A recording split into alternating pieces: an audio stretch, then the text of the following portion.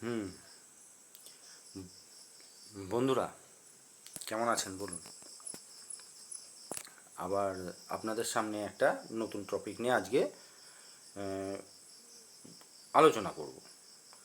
আলোচনাটা হচ্ছে যে মানুষ তো একবার জীবন পায়, সেই জীবনটা নিয়েই বড় হতে থাকে। তো তার মধ্যে অনেক টানাপোড়েন আসে, বিভিন্ন মুহূর্ত আসে, বিভিন্ন সময় আসে। সেই সময়গুলোর মধ্যে থেকে কিছু কিছু অভিজ্ঞতাগুলোকে সঞ্চয় করে মানুষরা বড় হয়ে ওঠে। তো আমার আজকের টপিক হচ্ছে নতুন জীবন পাওয়া যায় জীবিত অবস্থায়। জীবিত অবস্থায় নতুন জীবন পাওয়া যায় কি? অনেকে বলবে নতুন জীবন জীবিত অবস্থায় পাওয়া যায় মানে, কথাটা কেমন একটা লাগে না? হ্যাঁ, অবশ্যই জীবিত অবস্থায় নতুন জীবন পাওয়া যায়। আমার মতে বলে পাওয়া যায়। কারণ একটা কথা শুনেছেন নিশ্চয়ই, বিন্দুতে হয় সিন্ধু। একটা প্রবাদ বাক্য, বিন্দুতে হয় সিন্ধু, প্রবাদ বাক্য। তো বিন্দু বিন্দু জল দিয়ে যেমন সিন্ধু তৈরি হয়, সিন্ধু মানে এখানে সাগরকে বুঝিয়েছে বা সমুদ্রকে বুঝিয়েছে। তো সমুদ্রের যে জলের কণাগুলো ফোঁটা ফোঁটা এক ফোঁটা এক ফোঁটা জলের কণা, সেটা দিয়ে সিন্ধু বুঝিয়েছে। তো বিন্দুতে হয় সিন্ধু, এই কথাটা দিয়েই আমি বোঝাচ্ছি যে জীবনকেও বদলানো যায় এবং নতুন জীবন ফিরে পাওয়া যায়। কীরকম? ধরুন আপনি কখনো পাহাড়ে গিয়েছেন বেড়াতে, বা আমার কথাই বলছি, আমি একবার অনেক দিন আগে একটা পাহাড়ে গিয়েছিলাম, বেড়াতে গিয়েছিলাম পাহাড়ে। সেখানে দেখছি যে একটা ঝর্ণার জলের জল পড়ছে, তার এই ঝর্ণার জলেরই একটা সরু ধারা একটা পাথরের ওপর, গোল একটা বড় পাথরের ওপর পড়ছিল। কিন্তু ঠিক 5 বছর পর আমি সেইখানে আবার গেছি দেখতে, দর্শনীয় স্থান দেখতে গেছি। দেখছি ওই পাথরের উপর ওই ঝর্ণার যে ধারাটা, সেখানটা একটা গর্ত করে দিয়ে একটা বেশ ভালো মানে জলের প্রবাহ তৈরি করে দিয়েছে। তো আমি দেখে অবাক হয়ে গেলাম যে বাহ, 5 বছরে এটা এরকম হয়ে গেছে, পরিবর্তন হয়ে গেছে, পাথরটা ক্ষয়ে গেছে, পাথরের ইয়েটা ক্ষয়ে গেছে। তো এখানে কে পরিবর্তন করেছে? সেই সরু জলের ধারাটা পাথরটার কঠিনতাটা নষ্ট করে দিয়ে, পাথর তো কঠিন, ওর কঠিনতাটা নষ্ট করে দিয়েছে তার ওই জলের ধারাটায়, করে দিয়ে একটা ভালো প্রবাহ তৈরি করে দিয়েছে, জলের একটা ধারা বেশ বড় ধারা তৈরি করে দিয়েছে। ঝর্ণাটা মনে হচ্ছে যেন চওড়া হয়ে গেছে একটু, মানে আগে ছিল সরু, এখন একটু চওড়া হয়ে গেছে। তো খুব সুন্দর লাগছিল দেখতে। তো বিষয়টা হচ্ছে যে আপনি জলটাকে, একদম তরল জল, যেটাকে আমরা তরলের যদি উদাহরণ কোনো কেউ দেয়, তো প্রথমেই বলে জল, জল দিয়ে বোঝায় তরল। তরল আরও অনেক পদার্থ আছে, কিন্তু জলকে আমরা সহজে তরল বললেই জলের কথাটা আগে মনে পড়ে। তো এই যে তরল কঠিনকে ভেঙে দিচ্ছে, তা আপনার জীবনকে আপনি বদলাতে পারবেন ওই জলের ধারার মতো। মানে সামান্য একটা কিছু আপনি অভ্যস্ত হয়ে যান পরিবর্তন করার জন্য, নিজের জীবনটাকে নতুনভাবে পাওয়ার জন্য অভ্যস্ত হয়ে যান। সামান্য একটা কিছু পরিবর্তন করুন, সামান্যভাবে পরিবর্তন করুন।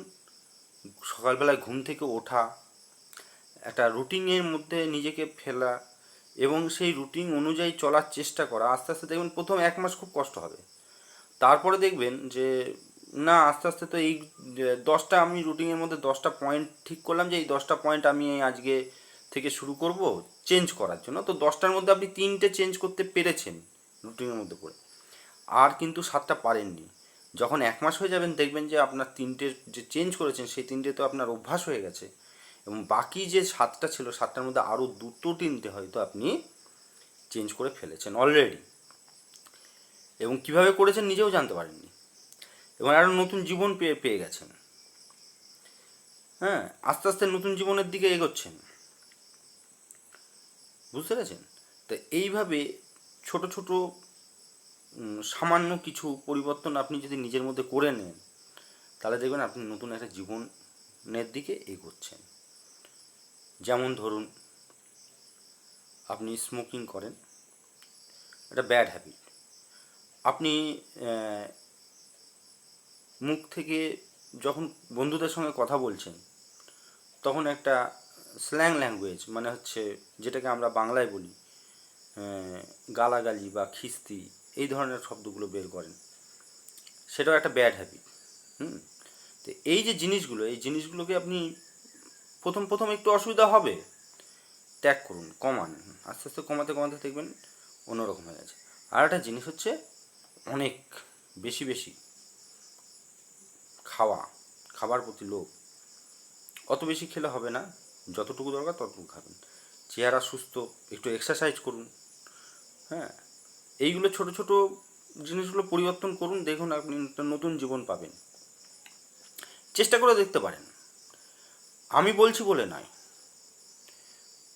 আপনার যদি মনে হয় যে আমার মতামত, যে আমি যেটা বলছি এটা ঠিক বলছি, তাহলে আপনি কমেন্টে জানান যে এইভাবে নতুন জীবন পাওয়া যায় কি না।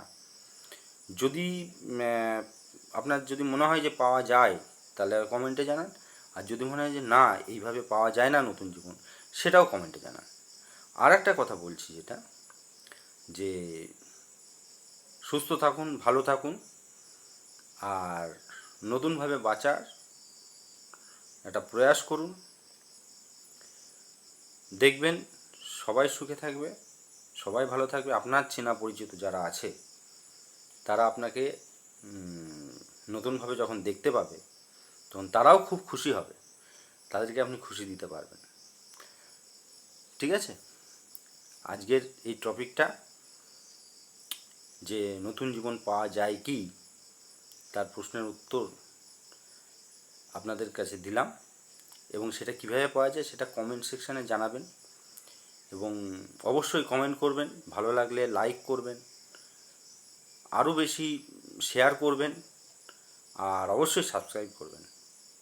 ঠিক আছে, আপনাদের